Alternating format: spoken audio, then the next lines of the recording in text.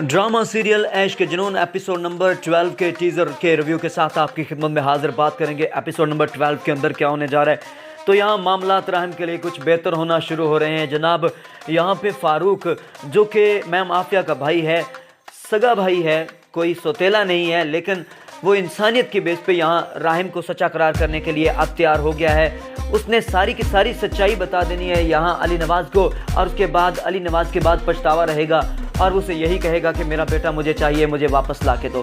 फिर हम देखते हैं कि मैं माफिया को वो बार बार ये बताएगा कि आपने इंसानियत का ख्याल नहीं किया, बल्कि आप अपने बेटे को बचाने के लिए सब कुछ कर रही हैं। वो उसको भी बाबर करवा देगा।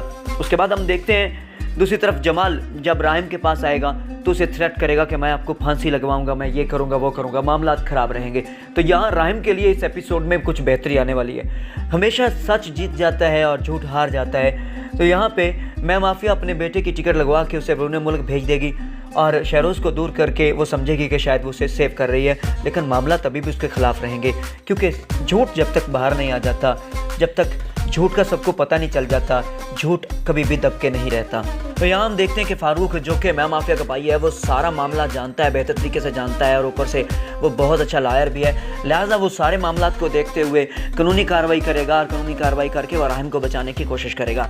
बहुत ज़्यादा पछतावा रहेगा यहाँ अली नवाज़ के लिए, क्योंकि अली नवाज़ ने मैं माफिया की बातों में आकर ये सारे का सारा उससे मुख मोड़ लिया और उसके बाद ना उसे छुड़वाने की कोशिश की, ना वो इस मामले में सामने आए, और हमेशा से दूरी इख्तियार की इस मामले से, नफ़रत की राहिम से और नफ़रत की वजह से ही आज वो जेल की सलाखों के पीछे है।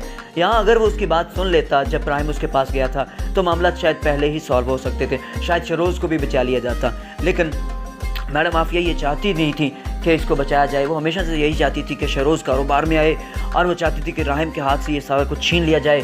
लेकिन ऐसा कभी हुआ नहीं था, क्योंकि अली नवाज़ का बहुत ज़्यादा ट्रस्ट था राहिम के ऊपर, और राहिम जो है वो हमेशा से ही दोनों की इज्जत करता रहा। तो यहाँ हम देखते हैं कि मैं माफिया जो कि यहाँ विलन का रोल अदा कर रही हैं, कितने ज़बरदस्त तरीके से वो अपने खामन को जिधर दिल करता है उधर मोड़ देती हैं, और उन्होंने उनको कानों कान सच की खबर नहीं होने दी। इस एपिसोड में हम देखते हैं कि मैं माफिया जो कि सच को छुपा रही थी पिछली 3-4 एपिसोड से, वो अपने बेटे शरोज़ को बचाने के लिए बहुत ज़्यादा एक्टिंग कर रही थी अपने खामन के सामने, अली नवाज़ के सामने।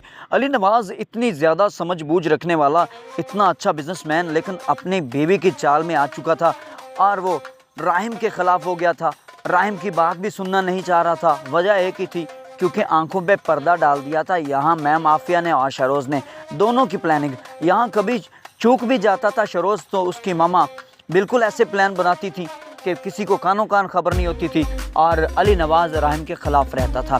तो हम देखते हैं कि शरोज़ के दोस्तों को पैसे देना, उनको मुल्क से बाहर भिजवाना, यहाँ मीडिया को भड़काना, मीडिया पे वीडियोज़ अपलोड करवाना, शरोज़ के ख़िलाफ़ ऐमन के घर वालों को उकसाना, और जाके ऐमन के माइंड में बार बार राहिम का नाम डालना, ये सारी की सारी चालें रही थी।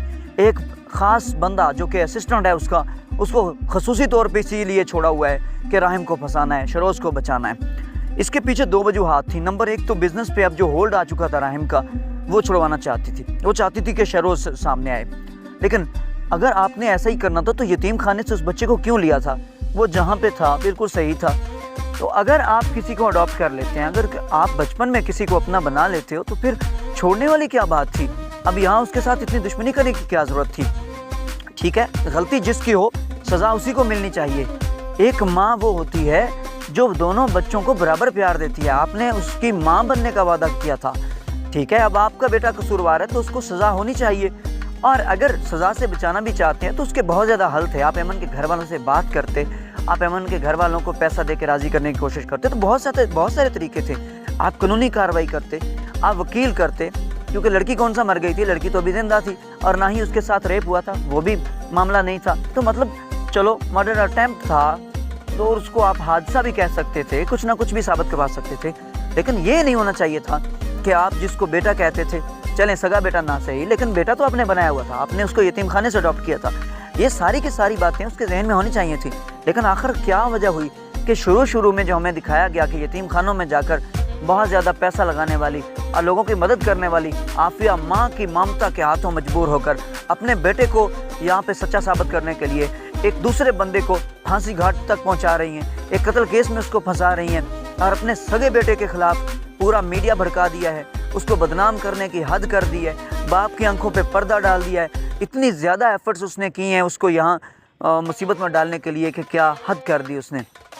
तो मतलब राहिम की जो तकलीफ़ है, क्योंकि सच्चा इंसान जो है जब उसके लिए सारे दरवाजे बंद हो जाते हैं तो अल्लाह मियाँ का दरवाज़ा बंद नहीं होता। तो यहाँ उसकी मदद करने के लिए अल्लाह ताला ने एक बंदा भेज दिया और उसका नाम है फ़ारूक, और वो सगा भाई है यहाँ में माफिया का, जो कि यहाँ इस पूरे के पूरे मामले को हैंडल करेगा और वो यहाँ राहिम की सपोर्ट करेगा, अली नवाज़ की आंखें खोलेगा, उसको सच्चाई बताएगा और मामला सही हो जाएगा। तो एपिसोड नंबर 12 के अंदर बहुत ही ज़बरदस्त तरीके के साथ फ़ारूक अब डिफेंड करने वाला ये सारा मामला, लाजमी देखिएगा, ये एपिसोड मिस करने वाली नहीं है।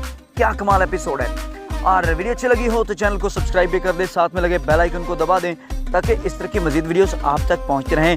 मेरा बिल्कुल नया चैनल है, तो काइंडली अगर आप चैनल पे नए हैं तो चैनल को सब्सक्राइब ज़रूर कर दीजिएगा। इससे हमें सपोर्ट मिलती है और नई नई वीडियो बनाने को भी दिल करता है और आपके लिए वीडियो लाने को भी दिल करता है। बहुत शुक्रिया। अल्लाह हाफिज़।